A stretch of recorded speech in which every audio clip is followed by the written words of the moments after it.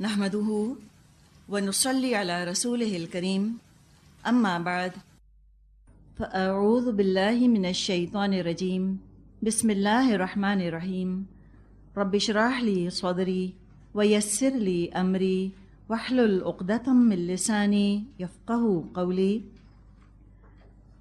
سورۃ المعارج مکی صورت ہے، 2 رکوع ہیں اور 44 اس کی آیات ہیں۔ تو پھر آپ دیکھیں ایک رکوع کے اندر 22 آیات، تو ایسا ہی محسوس ہو رہا ہے کہ یہ مکی دور کی صورت ہے بھی مکی دور کی، درمیانی مکی دور ہوگا یا شروع مکی دور ہوگا۔ معارج جمع ہے، سیڑھی کو کہتے ہیں، دراصل سیڑھی کو، سٹیئرز کو۔ کچھ لوگوں کا خیال یہ ہے کہ یہ تقریباً 5 یا 6 سن نبوی میں نازل ہوئی۔ یہ وہ دور تھا، درمیانی مکی دور، جبکہ نبی اکرم صلی اللہ علیہ وسلم پر اور مسلمانوں پر باقاعدہ حملے شروع کر دیے تھے کافروں نے، اسالٹ شروع کر دیا تھا، فزیکل اسالٹ، جسمانی ایذائیں پہنچانی شروع کر دی تھیں۔ واللہ اعلم۔ اعوذ باللہ من الشیطان الرجیم، بسم اللہ الرحمن الرحیم۔ سأل سائل بعذاب واقع للکافرین لیس له دافع۔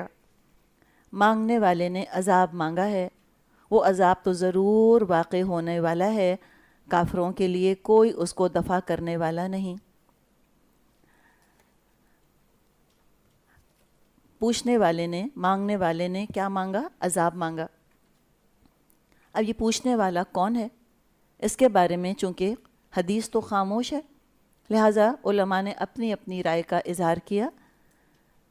کچھ لوگوں کا کہنا یہ ہے کہ کفار نے عذاب مانگا، وہ تو قرآن میں ذکر آیا ہی ہے، فاتب تو لیا ما تعیدنا، جس کا تو ہم سے وعدہ کرتا ہے۔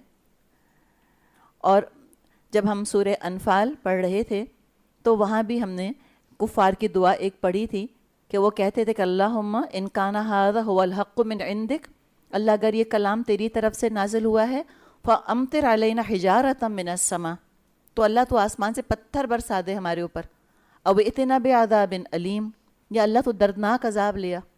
سورہ انفال آیت نمبر 32 ہے یہ 32۔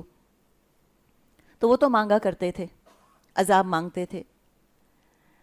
کسی نے کہا ہے کہ یہاں پر دراصل پوچھنے والا یہ پوچھ رہا ہے کہ جس عذاب کی خبر ہم کو دی جا رہی ہے وہ کس پر آئے گا، کہ عذاب کے بارے میں پوچھا، بعذاب واقع ہونے والے عذاب کے بارے میں سوال کرنے والا سوال کر رہا ہے، مانگ نہیں رہا کہ عذاب آ جائے، وہ کہہ رہے کہ جو عذاب آئے گا کس پر آئے گا؟ تو جواب دیا للکافرین، کافروں پر آئے گا، جواب دے دیا۔ ایک قول امام راضی اور شاہ عبد القادر رحمۃ اللہ علیہ کا ہے، ان کا یہ خیال ہے کہ جو یہ عذاب مانگنے والے ہیں یہ خود نبی اکرم صلی اللہ علیہ وسلم ہیں، کہ انہوں نے کہا کہ اللہ تعالیٰ بس اب ان کفار کے اوپر عذاب آ جائے، اس لیے کہ انہوں نے ظلم اور ستم کا بازار گرم کر رکھا تھا۔ بلال کے گلے میں رسی ڈال کر ایسے مکے کی گلیوں میں گھسیٹتے جیسے کہ جانور کی لاش گھسیٹی جاتی ہے۔ خباب ابن ارت کو کوئلوں پر لٹا دیا۔ خود آپ صلی اللہ علیہ وسلم کو کتنا انہوں نے ستایا۔ عقبہ بن ابی معیط نے ایک دفعہ اپنی چادر آپ کے گلے میں ڈالی اور ایسے جو ہے وہ اس نے چادر کو مروڑا کہ آپ کی آنکھیں باہر نکل آئیں۔ تو ابو جہل کا نام بھی ملتا ہے، عقبہ بن ابی معیط کا نام بھی ملتا ہے، سب سے اشق تھے نا، سب سے زیادہ بدبخت تھے یہ، اس قدر آپ کی دشمنی میں یہ آگے تھے کہ اتنا آپ کو تنگ کرنے سے بھی باز نہ رہتے تھے، کبھی اونٹ کی اوجھڑی لا کر آپ کے اوپر رکھ دیتے تھے تو آپ سجدے سے سر بھی نہ اٹھا سکتے تھے۔ تو واللہ عالم، ہم کہہ نہیں سکتے کہ کس نے عذاب مانگا، لیکن یہ بھی ہم جانتے ہیں کہ جب آپ صلی اللہ علیہ وسلم کو انہوں نے اتنا ستایا، اور خاص طور پہ جب وہ اونٹ کی اوجھڑی لا کر آپ کے اوپر رکھ دی تھی اور آپ جب سجدے سے سر نہ اٹھا سکے، تو یہ مکے کے سردار ہنس ہنس کر لوٹ رہے تھے، گرے جاتے تھے ایک دوسرے پر ہنس ہنس کے۔ فاطمہ آئیں رضی اللہ عنہا، روتی جاتی تھیں اور کھینچ کے گھسیٹ کے انہوں نے آپ پر سے اجڑی ہٹائی۔ آپ نے جب سجدے سے سر اٹھایا تو آپ نے 3 مرتبہ فرمایا اللہم علیک بقریش، اللہ تو پکڑ لے قریش کو۔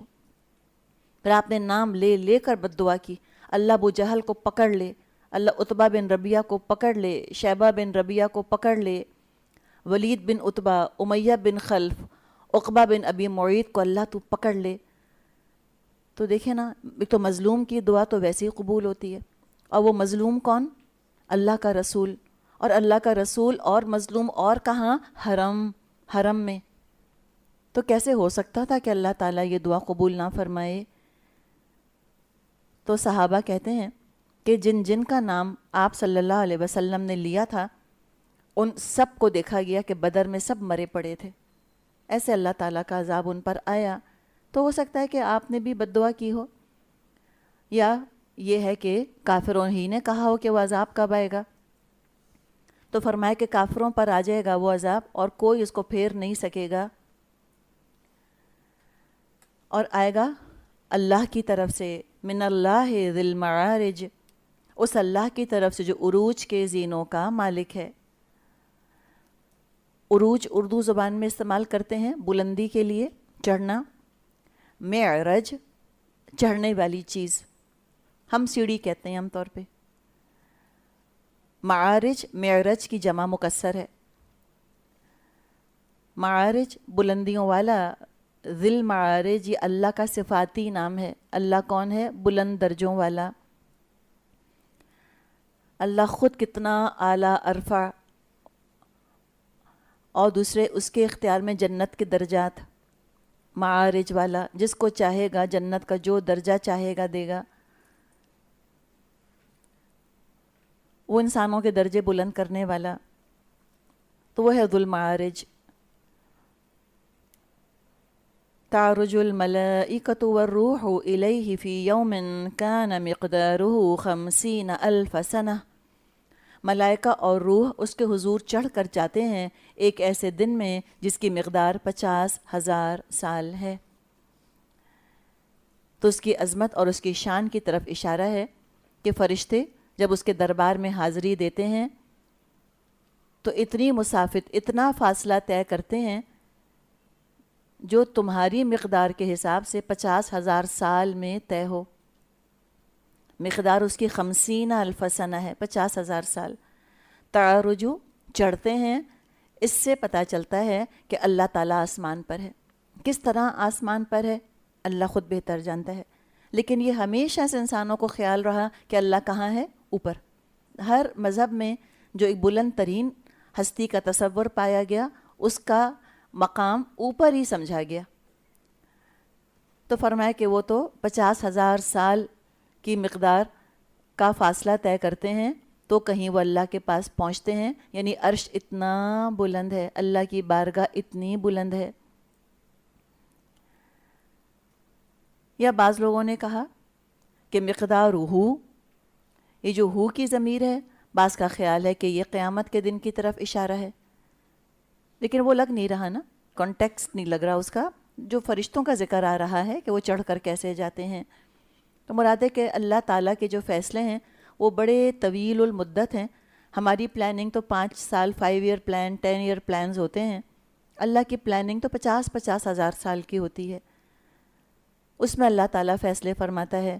تو اگر کسی کو یا مہلت ملتی ہوئی دیکھو، کسی کو تم غفلت میں پڑا ہوا اور دنیا کے عیش کرتا ہوا دیکھو، تو تم کہیں اس غلط فہمی کا شکار مت ہونا کہ اللہ تعالیٰ تو اس کو کبھی سزا دے گا ہی نہیں، یا اللہ کے نیک بندوں کو اگر تم سفر کرتے ہوئے پریشان ہوتے ہوئے دیکھو، یہ مت سمجھنا کہ ان کی قسمت میں تو ہمیشہ کے لیے یہی لکھا ہوا ہے، نہیں، یہ اللہ تعالیٰ کے اپنے فیصلے ہیں۔ تو فرمایا کہ اب کیا کرو، اللہ کے فیصلے نافذ تو ہوں گے، فی الحال تمہارے کرنے کا کام کیا ہے؟ فصبر صبراً جمیلا، بس اے نبی صلی اللہ علیہ وسلم صبر کیجئے، خوبصورت صبر۔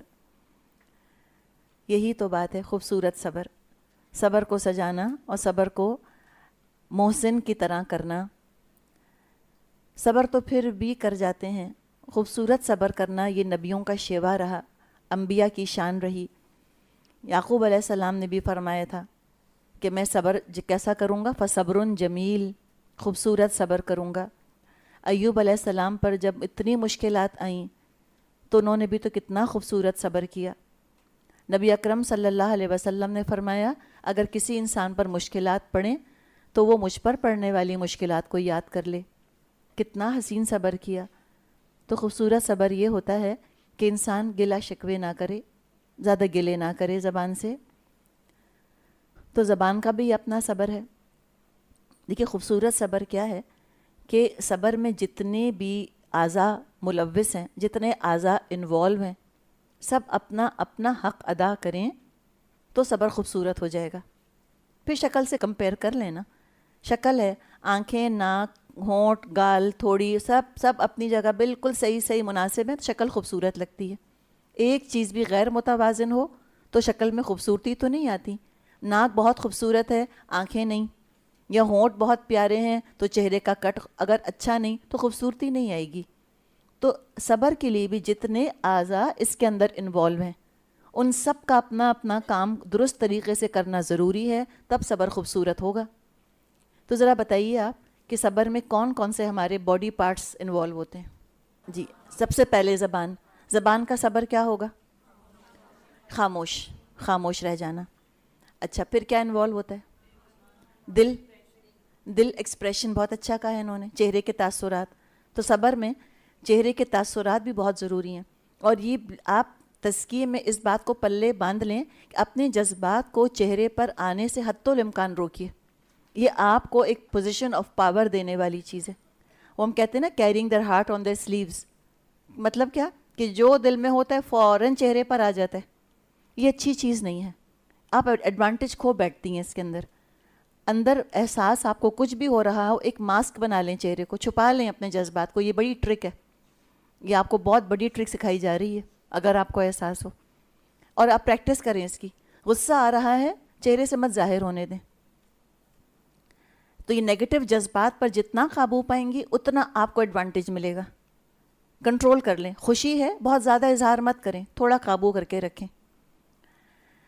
تو چہرے کا ایکسپریشن بھی ناگوار نہ ہو. پھر دل کے اندر نا امیدی اور نفرت نہ پیدا ہو. ہاتھ پاؤں کو بھی کنٹرول کر کے انسان رکھے.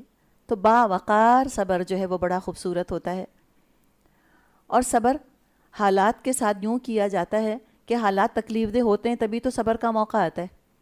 تو ہار نہیں ماننی، ہرگز ہار نہیں ماننی، پیسمسٹ نہیں ہونا، مایوس نہیں ہونا. یہ کبھی انشاءاللہ تعالی ہم نہ کہیں کہ کبھی حالات تو چینج ہی نہیں ہوں گے، کبھی تو اچھا ہوگا ہی نہیں، ایسے ہی رہے گا، میں تو یوں ہی مر جاؤں گی. کوئی ضرورت نہیں ایسی باتیں کرنے کی. کیوں ایسی باتیں کریں؟ تو لہٰذا امید کے ساتھ امید کی شمع جلائے رکھنی ہے انشاءاللہ تعالی. پرسکون رکھیں اور کبھی نروس کو شیٹر نہ ہونے دیں. پرسکون اپنے اعصاب کو. اور صبر کے لیے چاہے آپ کو غذا استعمال کرنی پڑے، چاہے قرآن پڑھنا پڑے، کچھ کرنا پڑے، اپنے اعصاب کو مضبوط رکھیں. یہ نروس کا کمزور ہونا یہ انسان کو ہلوع بنا دیتا ہے. یہاں صبر کا ذکر ہے، آگے ہم ہلوع کا ذکر پڑھیں گے. صبر کی ضد ہلوع کا مرض ہے. ہلوع انگزائٹی، بے چینی، بے صبری. تو صبر کریے، خوبصورت صبر. ایسا صبر کیجئے کہ جس کا اجر ضائع نہ ہو سکے. حسین صبر وہ ہے جو کہ قیامت کے دن اعمال نامے سے نکلے. صبرن جمیلا، خوبصورت صبر کیجئے. صبر کر کے انسان اپنے صبر کو اللہ کے ہاتھ پر بیچ دے، بہترین سودا ہو گیا. اگر صبر کیا اور پھر لوگوں کے آگے شکوہ کیا، پھر لوگوں کی ہمدردیاں حاصل کیں اور لوگوں کی تعریفیں حاصل کیں اور بتایا دیکھو میں کیسا صبر کرتا ہوں، اب وہ صبر تو بک گیا، اب وہ اللہ کے لیے تو نہ رہا. تو ایسا صبر کیجیے، خوبصورت صبر، کہ دیکھنے والے بھی متاثر ہو جائیں. اور ایک بہت وہ مارٹر والی چیز بھی بنانے کی ضرورت نہیں. ایک صبر کیا کہ منہ سے نہیں بول رہے لیکن مجسم صبر بن کے سامنے. سمجھ آ رہی ہے آپ کو بات؟ یوں منہ لٹکا ہوا ہے اور میں تو صبر کر رہی ہوں. نہیں، یہ بھی ضرورت نہیں ہے. کبھی کبھار تھوڑا بول دینا کہ ہاں یہ مشکلات ہیں بھائی، یہ مسائل ہیں، یہ پرابلمز ہیں. تو آرٹیفیشل ایک اپنے آپ پر کچھ طاری کرنا چیز، اس کی بھی ضرورت نہیں. نارمل رہے نا، کسی کو امپریس بھی نہ کریں کہ ایسا صبر کروں گی کہ لوگ کہیں گے واہ کیا صبر کیا. یہ بتائیں یہ ہے کوئی طریقہ؟ یہ بھی بعض دفعہ ہم کہتے ہیں ایسا کروں گی، ایسا زپ کروں گی منہ کو کہ لوگ واہ واہ کریں گے میرا صبر دیکھ کر. ایسے نقلی ہونے کی بھی ضرورت نہیں. نبی اکرم صلی اللہ علیہ وسلم پر مشکلات پڑتی تھیں، آپ روتے بھی تھے، آپ ذکر بھی کرتے تھے کہ ہاں یہ بڑی مشکل ہے. آپ پریشان ہوتے تھے، لوگوں کو پتہ بھی چلتا تھا آپ پریشان ہیں، اللہ سے شکوہ نہیں کرنا اور مایوس نہیں ہونا اور نیگیٹو نہیں ہونا.